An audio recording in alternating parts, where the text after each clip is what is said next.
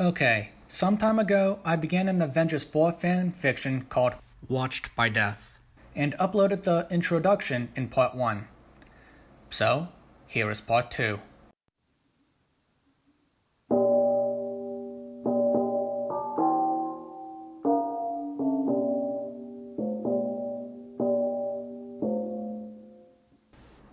Five years have passed since Thanos snapped his gauntlet and wiped out half of life in the universe. After the snap, nations across the world went into economic turmoil and riots occurred sporadically. In the midst of the chaos throughout the world, a new villain has become a major threat, one whose success could cast the entire world into utter devastation and international collapse.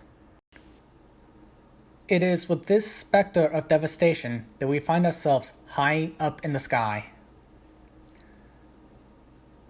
Iron Man was soon flanked by a fleet of fighter jets tailing him. However, they did not attack him, merely followed him, as if he was leading an attack. "Alright, pilots, brace yourself," Stark said. "The Mandarin's forces are about to attack us momentarily." "Roger that, Stark," one pilot responded. Suddenly, the attack began. Jets that weren't hit ended up taking evasive maneuvers, and some took nosedives towards the ground. Iron Man himself broke off into 3 separate suits, 2 of which began making a nosedive, while the center suit ended up flying high up into the sky. Meanwhile, the surviving jets launched missiles at the ground, causing waves to travel throughout the land. The 2 Iron Man suits were hovering over these waves, as if to collect data. "Sir, the Mandarin's power grid has been located," said an automated female voice. "Friday, get me into position," Tony responded. With that, Iron Man began flying towards a mountain. "Sir," Friday said, "the grid's power core is buried deep within the mountain." How does he keep getting these power cores? Tony wondered as he lifted his arm and prepared to fire. Hopefully a Jericho bullet will do the trick.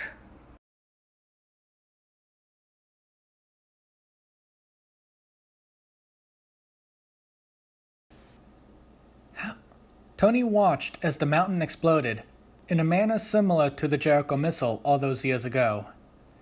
To think, Iron Man didn't even exist then, Tony thought.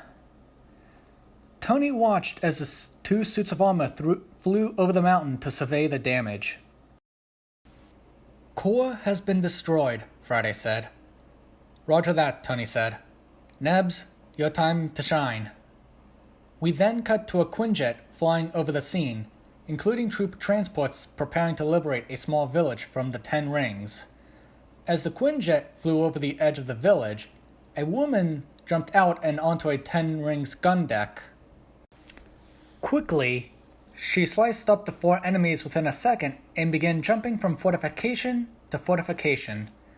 Meanwhile, soldiers began storming the village, engaging in combat with the defending terrorists. After a few minutes of combat, the blue-haired woman caught sight of a hooded figure observing from the distance. "Mr. Stark, I see him. Permission to engage?" Tony hesitated for a moment. However, he was determined to capture the Mandarin, and this seemed like a good opportunity to do so. If Nebula didn't engage him, the troops might prompt the Mandarin to retreat. "Permission granted," Tony said, as he flew towards the village Nebula was in.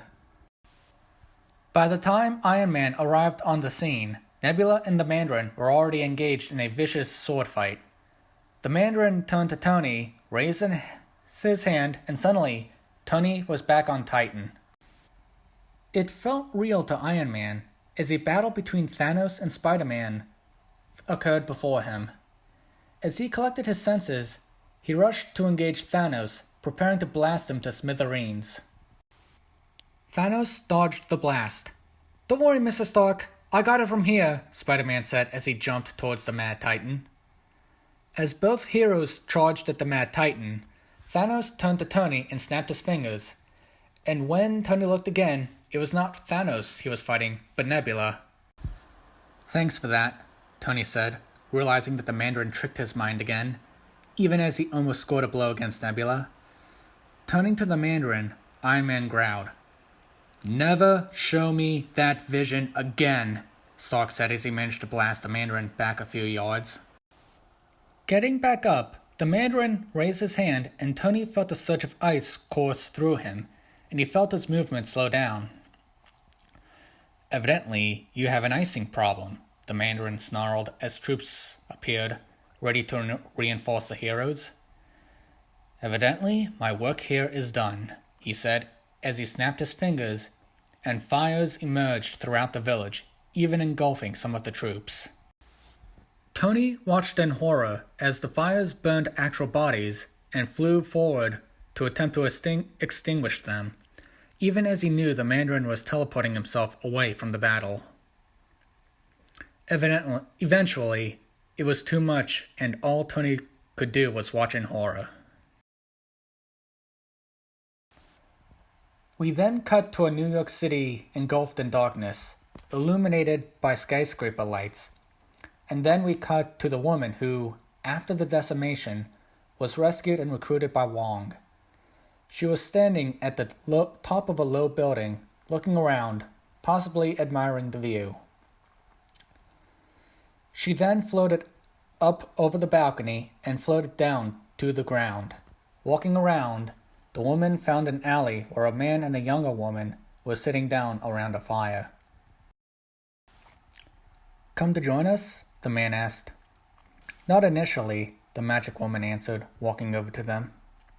"What's your name?" the man asked. "Serena," the woman replied. "What brings you out here?" the man asked. "Nothing to do," Serena replied. "I just needed to get out," she clarified, suddenly noticing that the young woman appeared to have a prosthetic leg. "Have you always lived in the city?" "As long as I can remember," Serena replied. "I remember almost dying in a crash, and people turning to ash." "Ah," the man said, "the decimation. Wish I knew why that happened. Then we could know if and when it would happen again." "How did the decimation affect you?" Serena asked.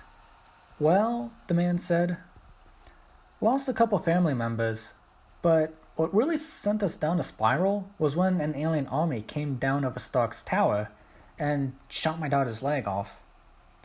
"I'm sorry to hear that," Serena muttered. "Don't be," the man said. "It's not like you were responsible." Serena wasn't sure why, but something about that statement made her feel extremely uncomfortable, enough that she couldn't stick around. Excusing herself, she said, "I have to go find a bathroom," and she left. Trying to calm down, Serena walked around the city for a time before stumbling across an outdoor theater. Hoping to calm her mind, she decided to watch the movie, even though it seemed to be deep in the middle, close to the end even.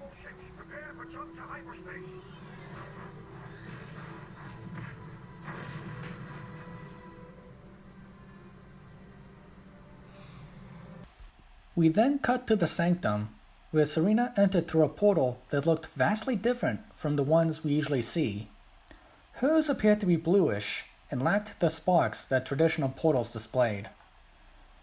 "Where were you this time?" said a disapproving voice, causing Serena to turn to see Wong standing there. "Watch the movie," Serena said. "Risking the likelihood that an attack on the sanctum could cause it to fall," Wong said. "You're practically the most powerful sorceress I've ever seen. You'd give Strange himself a run for his money. Chances are, you're the difference between an attack failing or succeeding." We then cut to a small scene where Steve Rogers is looking at a hologram in what is clearly a Wakandan house. Suddenly, the Black Widow walks in. "You should seriously get some sleep," Natasha said. "I just need one more breakthrough," Cap insisted.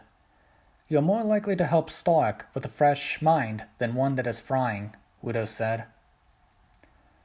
"I suppose," Steve said. "But every second we're not devoting against the Mandarin is a window he could use to attack the United States." "Maybe you can convince Thor to help out in these battles." "Thor is not leaving Asgard," Cap said. and after what I heard happened to them, I can't blame him. Well, the only other option I see in fighting the Mandarin is taking some time to freshen your mind. And that concludes part 2. What did you all think of the story so far? Do you think Avengers Endgame will play out somewhat like this? Will Endgame go in a completely different direction? Or somewhere in the middle?